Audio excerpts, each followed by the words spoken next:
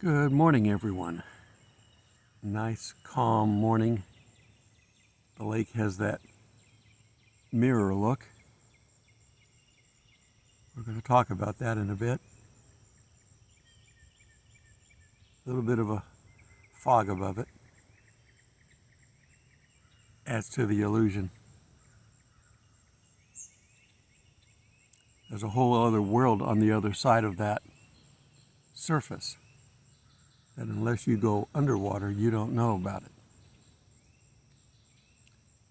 We have a curiosity with that. We have a recent tragedy. This tourist boat that went down to look at the Titanic.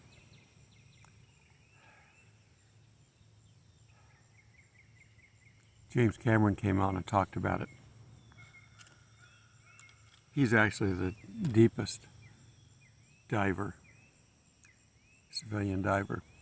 He went down to the bottom of the Marianas Trench. And he said he wished he would have spoke up sooner. That this arrogant billionaire decided to take people down to see the Titanic and charge a fee. But he didn't take into account it's dangerous.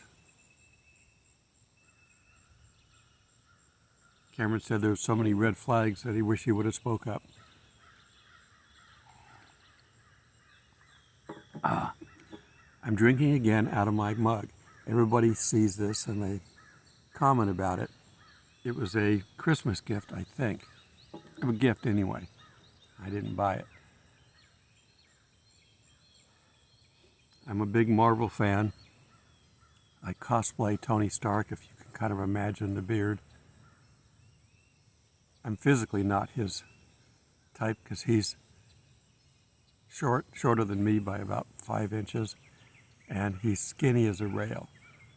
I used to be like that, like my son, skinny, till I hit 40, and then the metabolism starts slowing down. So for today, what we're going to talk about is if you look in the mirror, who do you see? We all have a physical body, and that's the first thing you see. That's the first thing that people are greeted by. That's the illusion that they have of us. There's the old wisecrack remark. They may think you a fool, but if you open your mouth, you only confirm it. They don't know what's inside you. They don't know the real person inside you because you're not on, this is not you. This is not me. I'm often wondered when I walk into a room and I've been praying and I'm feeling really good about being with God, and I walk into a room and people just, greet me with such warmth and everything, and I'm going, they're not seeing me, they're seeing Jesus. It gets me through closed doors all the time. It gets me into situations that I would normally not go into. I'm not a name dropper, but I personally know God. It works. Okay. A lot of people are concerned about imagery, especially in the entertainment business, which has not been my profession. It's just been my retirement plaything. I'm not a good actor. I pretty much play myself, and sometimes poorly. Early stuff I've done is not very good. As with anything we do, we learn. But I have so much fun doing it now, so I'm doing it continually. I thought about going back to work and getting paid to be back in these movies, but they're still on strike. God says no, I guess. Not at least for now.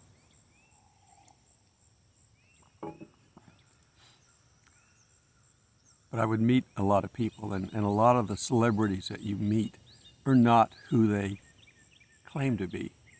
They change their names, they change their appearance, and there's probably more plastic surgeons in the Los Angeles, Hollywood area than anywhere in the world. Most of the work is done good. Sometimes you get a bad reaction, bad result.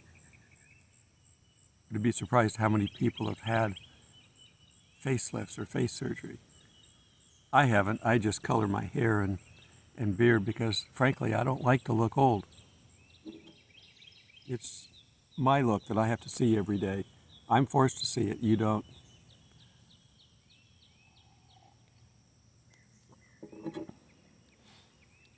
We've been doing these Star Trek fan films. These are the ones I really enjoy doing. And we've got one going to be released on the 30th.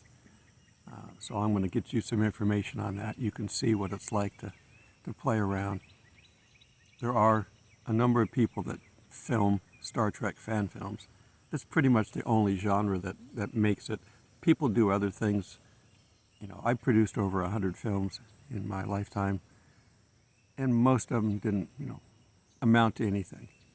It's a learning curve. You've got to learn how to do it, and you've got to have the passion for it.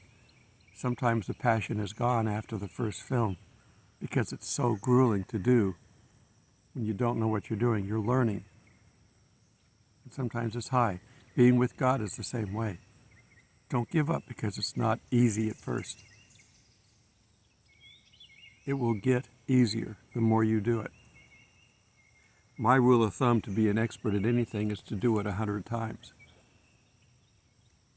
To be a true expert, you got to do it a lifetime, but most people don't have that time to devote to one thing, especially if they've got 10 irons in the fire. But if you do something 100 times, if you are trying to learn how to sing and you got a song you like, it's not going to sound good until you get to 100 times singing that song. It doesn't matter where you sing it, home, shower, bathtub, whatever, out in the backyards, back 40 where nobody can hear you until you get it right. But once you've got it, then it's there for life. Making these videos, my first few were not very good. I've gotten better at it. I can freely talk now where I couldn't talk before freely. So I had to have everything written down.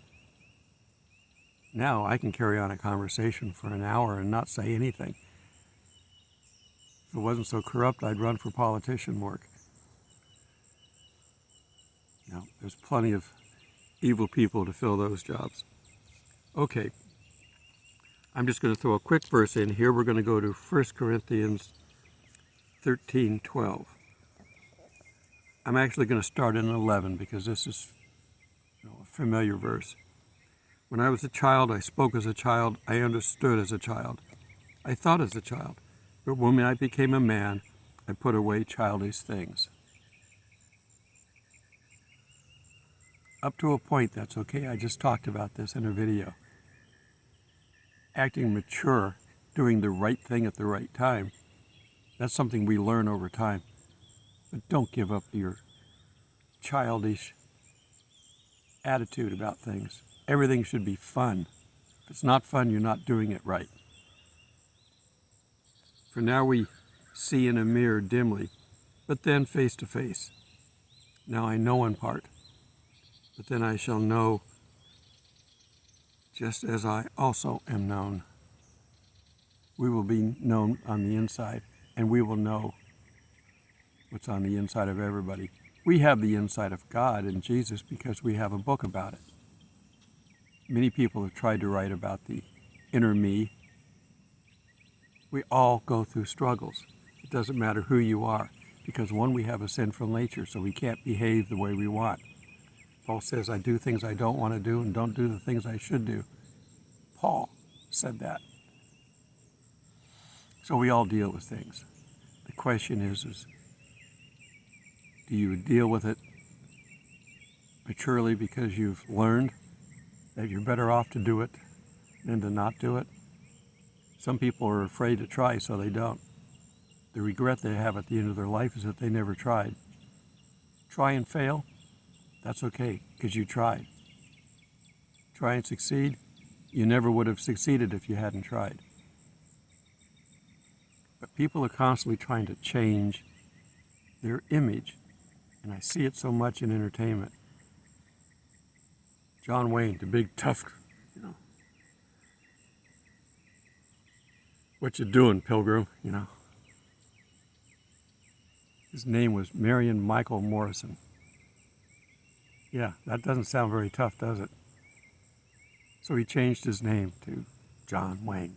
Just big tough guy. He was a pussycat in person. He loved his boats. He had a nice liveaboard boat. He'd take it out with the family. He did finally get an Oscar for True Grit, but basically, he just made movies. He loved to make movies. He just didn't get out there and act as well as he could have because he played himself. And a lot of the friends that he had that were actors would be in the movies with him. And they couldn't act either. But they were there because they enjoyed making it. So when I say I'm there and I'm not that good, that's okay. John Wayne's my example. My dad and his mannerisms reminded me of him, big guy. He was a baseball player. So later on in life, you get to be bigger because you're used to bringing in the calories, and all of a sudden your body is shut down because you're not working out. So he went through a phase of that. I've had to deal with that. I'm still dealing with it. Metabolism is what burns calories, and if you're sitting around, you're not burning calories. You don't need to eat as much if you're just sitting around. Okay. And 1 Corinthians 13 is preceding what we just talked about, and that's the love chapter. Read that, you want to find out about love. Okay. I'm going to go all the way back to the Old Testament for this one. Proverbs 27:19. As in water, face reflects face, so a man's heart reveals the man. What's inside you reveals who you are, not what's on the outside. You look at our water over here, you see it behind me. It reflects. You go look at your face in the water, it will reflect. But it's the outer image that we portray.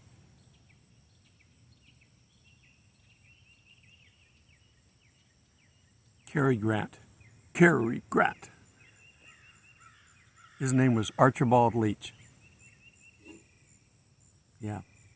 Suave and debonair. So he changed his name. I'm drinking out of a Marvel cup. The co-founder, essentially, of Marvel, Stan Lee. That's not his real name. His last name, Liberinsky or something. I don't know. It's a standard German Jewish name type thing. Everybody that had those type of names changed them because after the war, there was a bad connotation to having a Jewish name. Not because they thought that they were bad, but because it brought up the Holocaust, and that was a horrible thing. And you don't want to associate fun and enjoyment with the Holocaust because they're not the same, just the opposite. So a lot of people change their names. He didn't change it necessarily because of the connotation of that. He really wanted to be a serious writer. And writing comic books was not considered serious.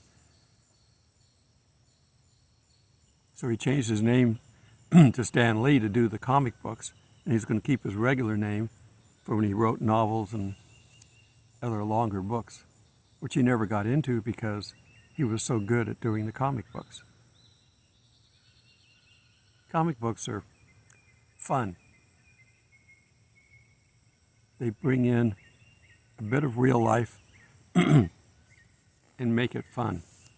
Yeah, there's drama. You've got to have drama. And in all of our lives, we have drama.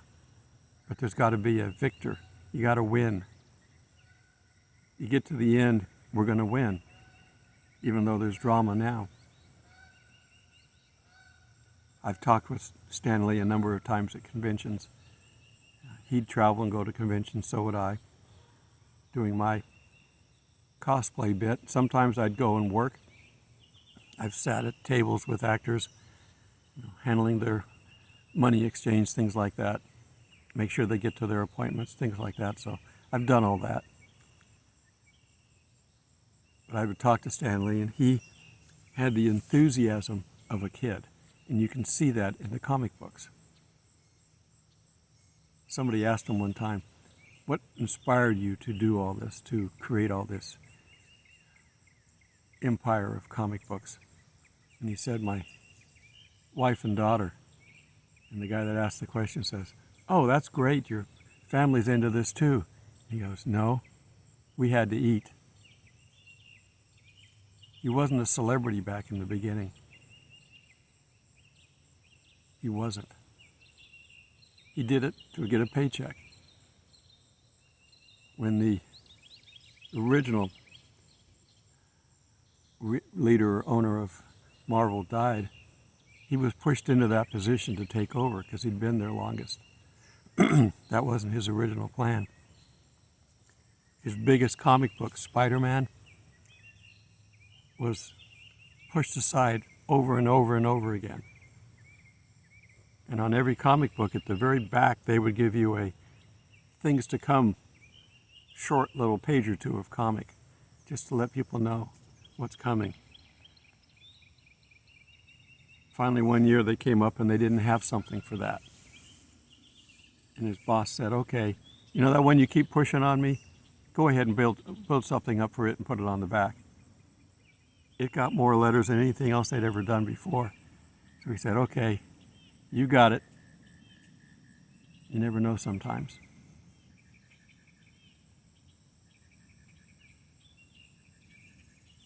For those that are struggling through life, it isn't easy. Let no one kid you. Billionaires struggle. It's not the money.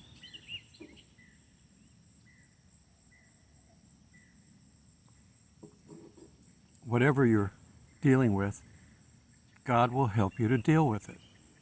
This life has never been designed for you alone.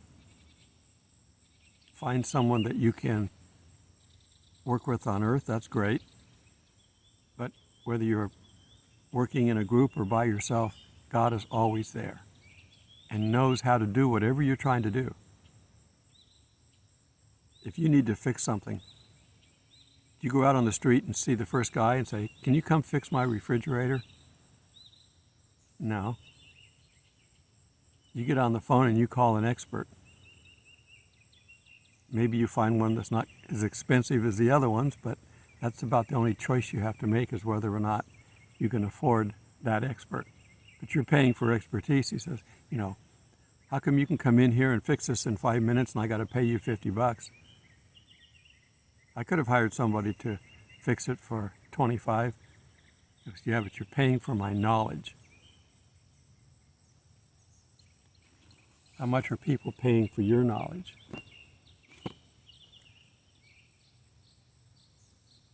Somebody wants an expert, you better know this stuff. I get people all the time that want to challenge me. I can tell right off on their lead-in that that's what they're planning on doing. So I'll put up with it for a little bit, but pretty soon, bye-bye. You're just looking for a cheap thrill. Let's take down somebody. Let's destroy somebody. Let's go after this God who's phony baloney. Satan's the leader. We love Satan. There are people like that all over the place. And they're coming out in droves now because the world's allowing it. So I block somebody once a week. Somebody asked me if I deleted their comments. I don't delete comments. If your comment is worthy to stay there, it'll stay. I may not agree with it, but I'll let it stay. But if it's totally off the wall and I just don't think it should be on my page, I'll block the entire contributor because this isn't your world. This is my world that I live in with God. And He's given me permission to control it.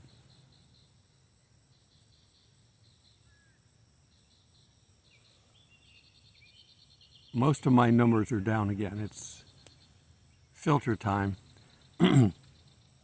I haven't changed the way I teach. I'm not changing anything. I do exactly what I'm supposed to do. God gives me a message, typically the night before. I study on it, and I talk about it in the morning. That's the way I've been doing things. I try to channel God.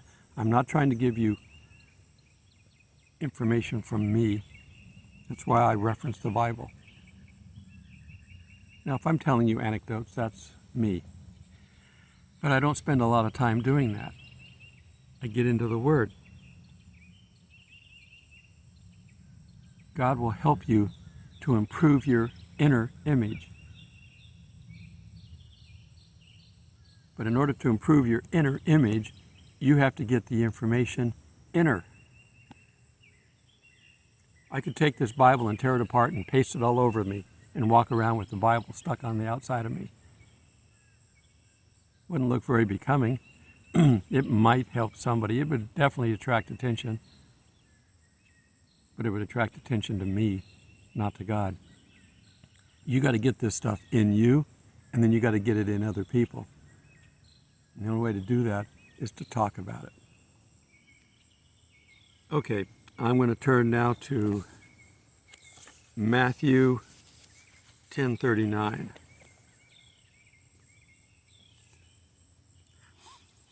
Actually, I'm going to read 34. This is red letter, so it's Christ speaking. Do not think that I came to bring peace on earth. Everybody wants peace on earth. We all have to get along. Not on this planet. In heaven, yeah, we will. But not down here. The enemy lives down here part-time. All of his workers live down here part-time. Some of them full-time. This is not a nice place. There are nice people out there. There are lots of Christians out there. But the rest of the world is either lost or working for the devil. Plain and simple. We can't all get along. All the religions of the world can't get along under one umbrella. They're going to try to impose one church. One church for all. But it's going to be a composite of everybody's church. It's not going to have exclusively Christianity.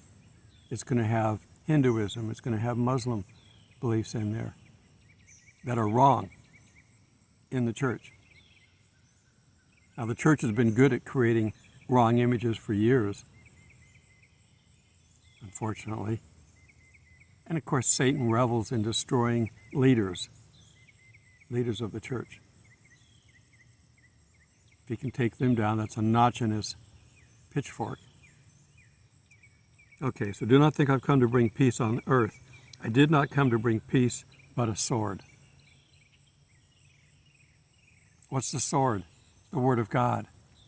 The Word of God will convict you if you need to be convicted.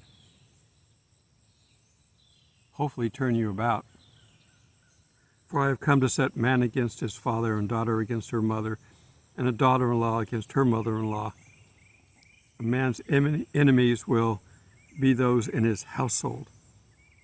He who loves the father or mother more than me is not worthy of me. It doesn't say don't love them. It says priority. Love God first, then your family, then your neighbor. There's priorities, but you got to go to God first. It doesn't matter how much you love your kids or your wife or your husband. You have to love God first. Otherwise, you're not going to have the proper love to give to them.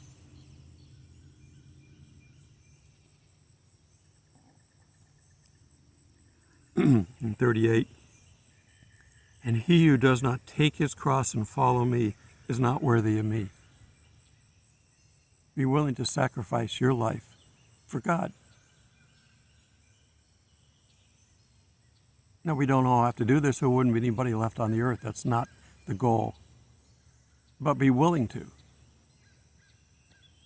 He who finds his life will lose it, and he who loses his life for my sake will find it. We're all here to be one of God's children. And he's given us things to do. But they're things that we should like to do. You don't know how to do it the first time? That's fine. He'll show you. He knows how.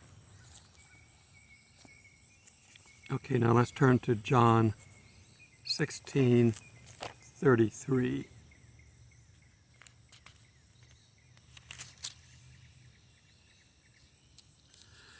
I'm going to go back to 31.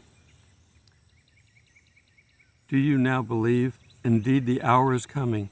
Yes, it has now come, that you will be scattered, each to his own, and will leave me alone. And yet I am not alone. Jesus was never alone because he was always with the Father. We are never alone. You may feel it. That's Satan convincing you you're alone, but you're not. Never. As a Christian, never. I'm not alone because the Father is with me. These things I have spoken to you, that in me you may have peace. In the world you will have tribulation. The great tribulation is coming, but in this world, every day you could have tribulation. But be of good cheer. I have overcome the world. There's nothing you could encounter ever that God hasn't either dealt with personally or through somebody else and has the answer to. Nothing you're going through. It may be difficult. God didn't promise us a rose garden, as the song goes.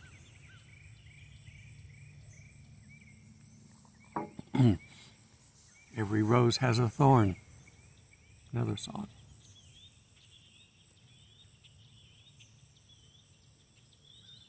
Don't worry about your personal image as much as you worry about the inner image. We will have to eventually open our mouths and say something.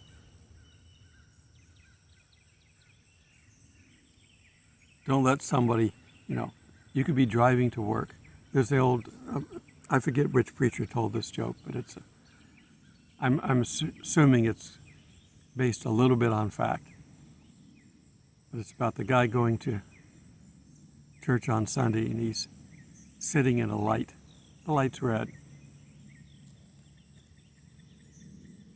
And the car behind him starts honking the horn.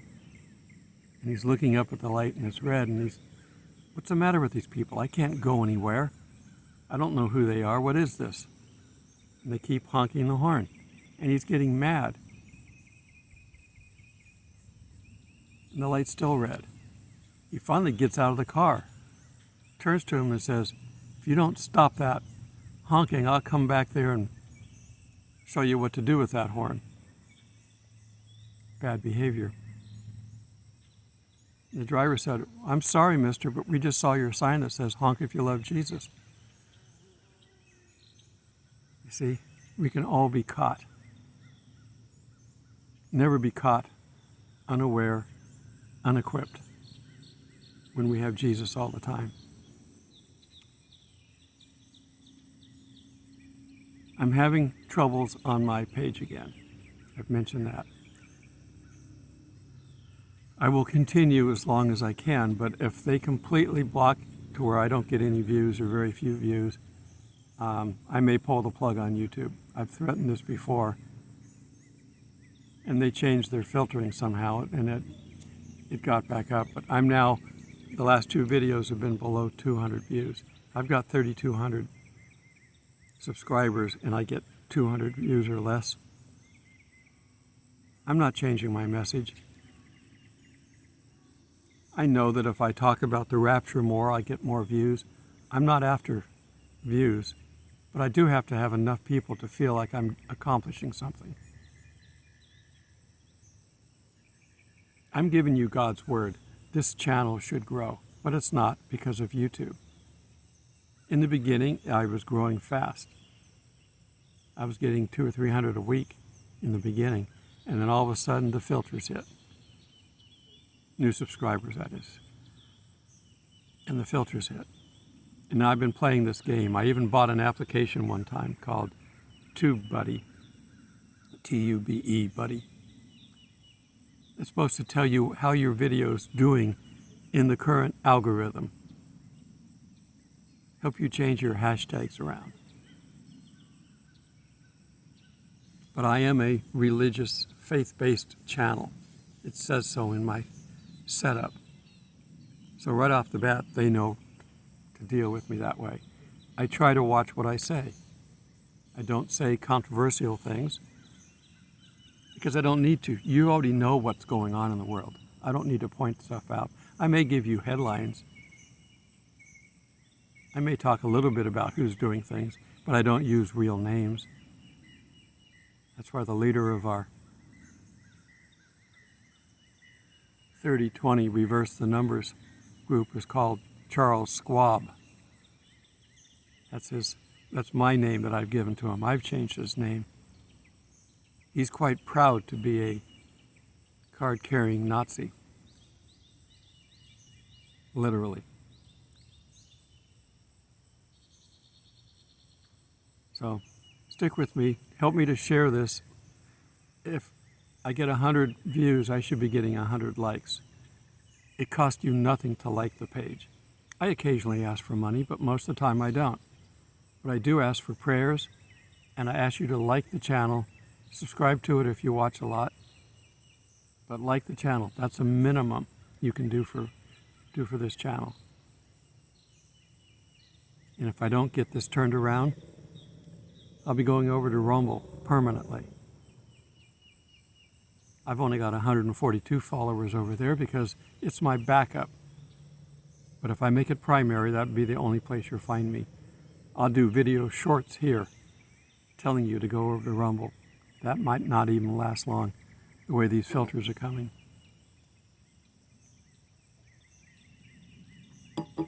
The world is getting worse and worse.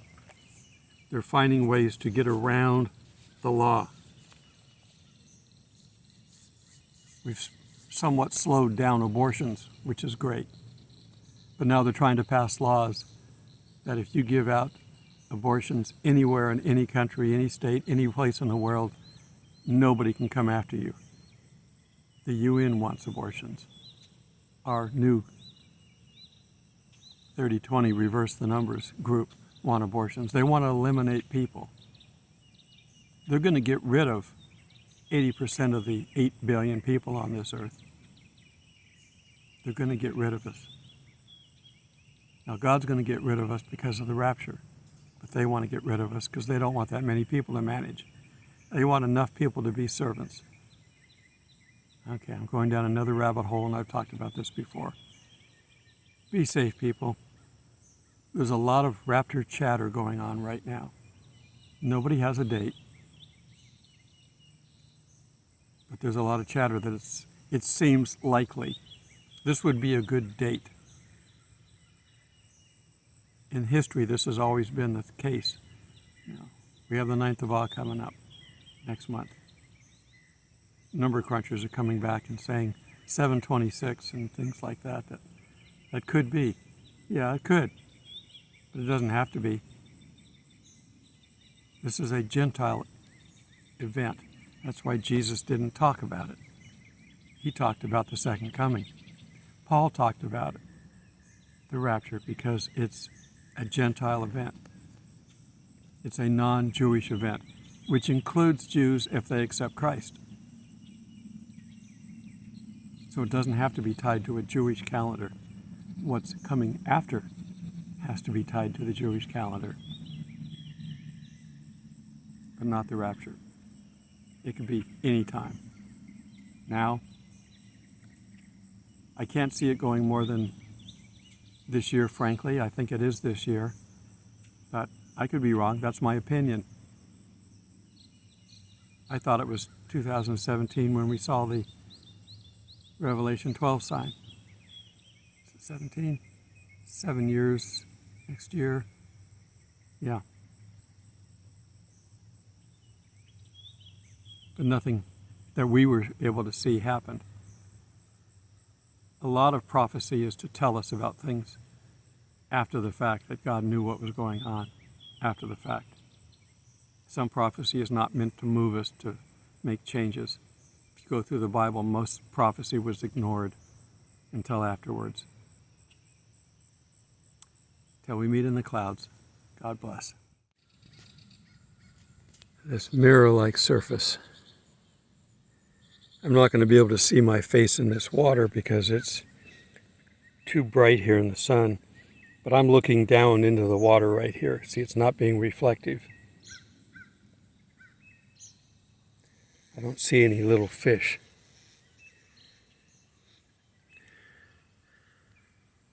But that would reflect. See how that's reflecting? Water can be like a mirror.